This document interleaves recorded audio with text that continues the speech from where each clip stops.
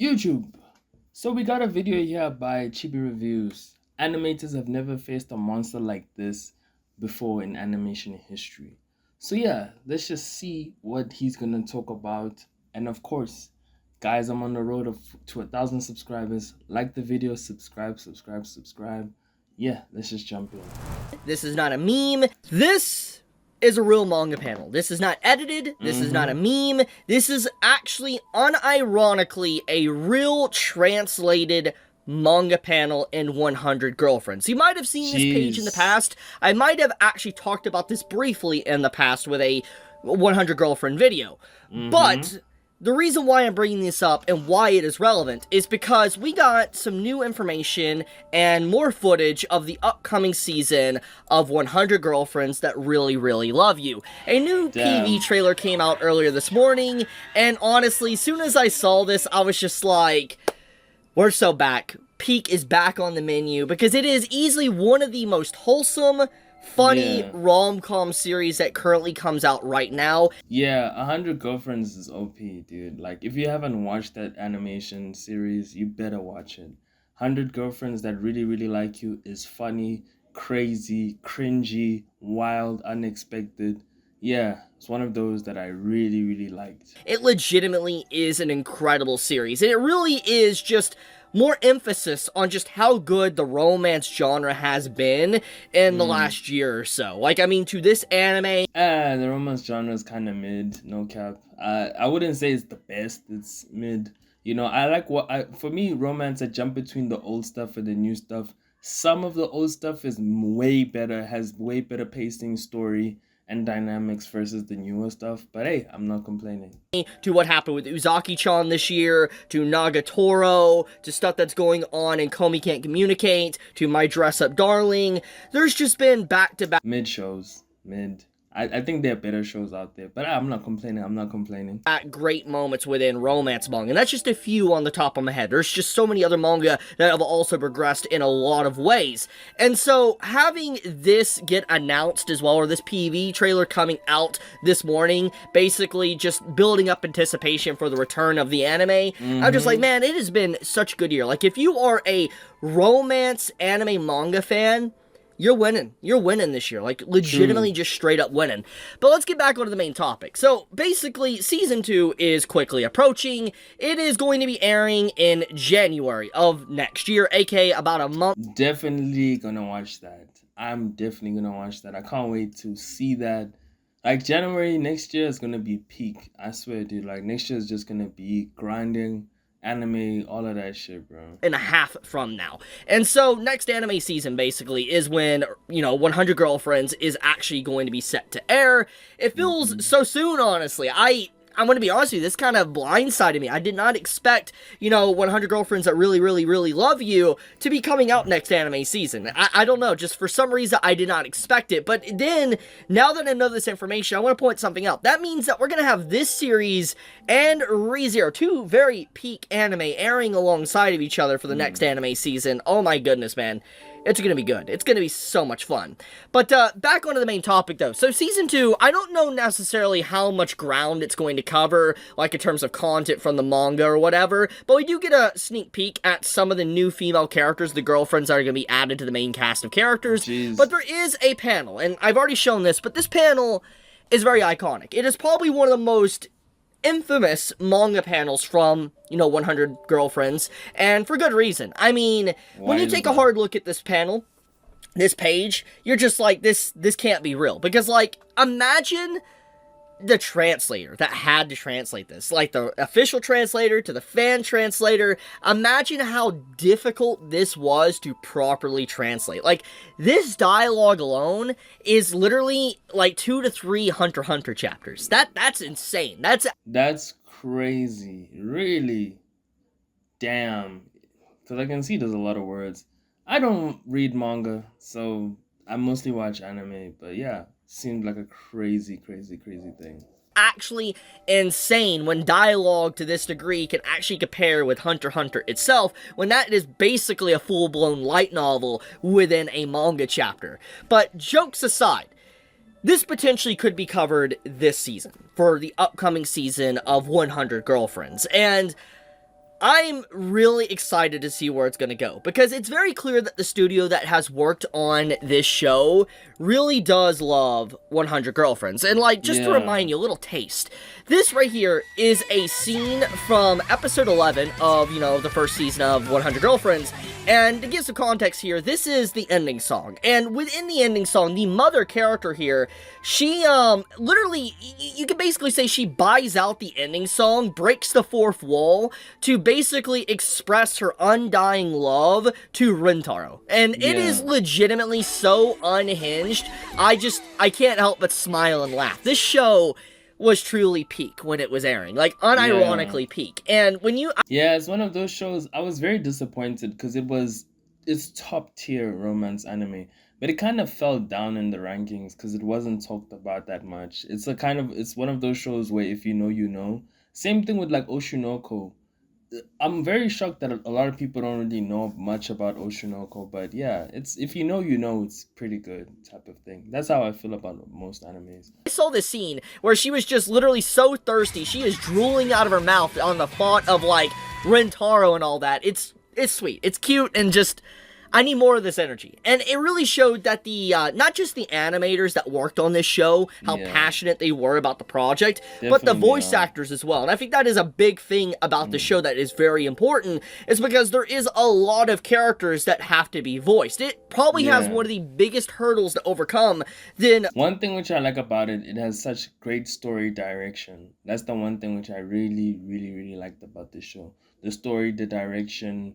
And I think I watched this animation at the time when I wasn't a big fanboy of romance. Right now, I'm in my romance anime arc, because I don't know, man. Romance anime, it just hits different today for me. Okay, of course I watch Isekai, but I like watching romance way more than the other animes. But yeah. most anime. And let's explain that. So basically, we gotta look at this manga panel alone. This is Rentaro, our main male character, that is going to Mm-hmm. have to read this out. And if the animators truly are passionate and they love this series, they're not going to cut this. Because obviously, this is a very big detail to Rentaro's character development and who he is as a person. Him remembering every individual girl that he is dating within the story and telling what But can we agree that Rentaro is a narcissist? How the hell do you have more than 100, like almost 100 girlfriends? You have like 8 people that are in love with you. He's crazy, man. He got dealt one of the greatest hands I've ever seen. He's worse than every single how can I put this harem anime, but at the same time he is the best and most genuine. It's weird, bro. This show is honestly peak romance. I gotta give it to them. unique about, like what's unique about them, why he loves them, etc. This is a very important detail to just showcase his undying love for each character, and it's That's very beautiful. crazy. It's such a sweet statement.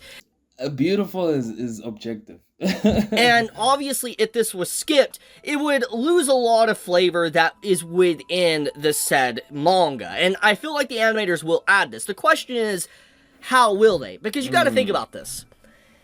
They can't just have this panel with the MC just reading this entire mm. dialogue. There's a few ways to tackle this. One way in particular is they could do a scene where Rentaro is discussing this, and they fast forward it. Like, they speed up his voice by times 2, times 3, or whatever, to go over all this dialogue. That is a potential possibility.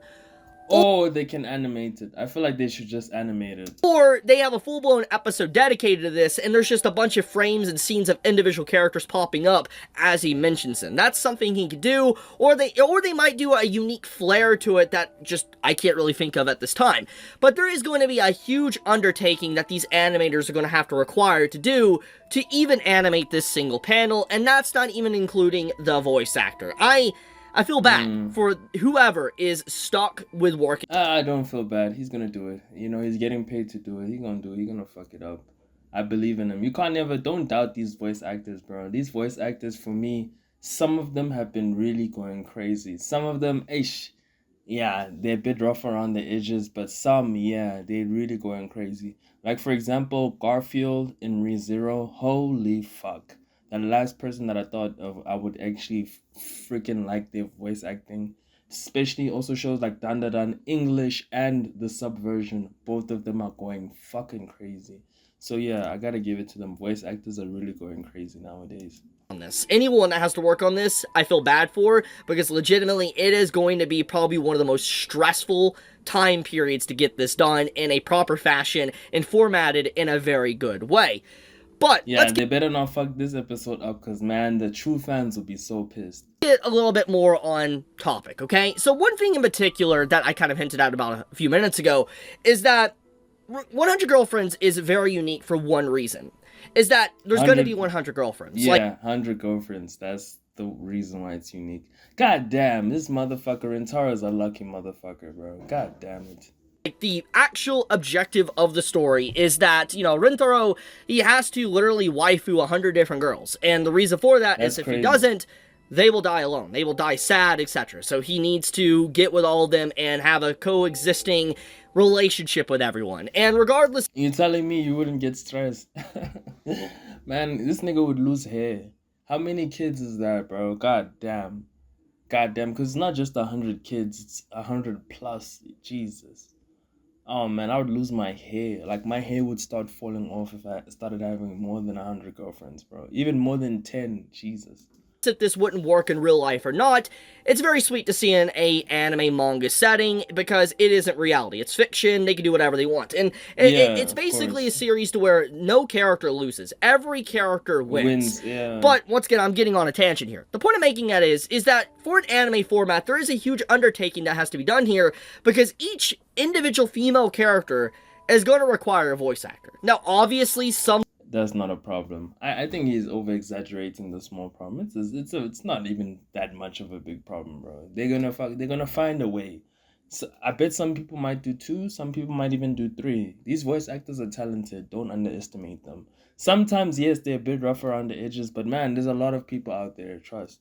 Voice actors might be able to double dip if they can change their voice to a degree to be able to voice different characters. But even then, it's going to require a vast catalog of VAs to be able to voice these individual characters. And so the budget and the money potentially required to get this anime off the ground is actually insane. I could not imagine the price tag that's associated with it, trying to licensing and get all the VAs to work on this show.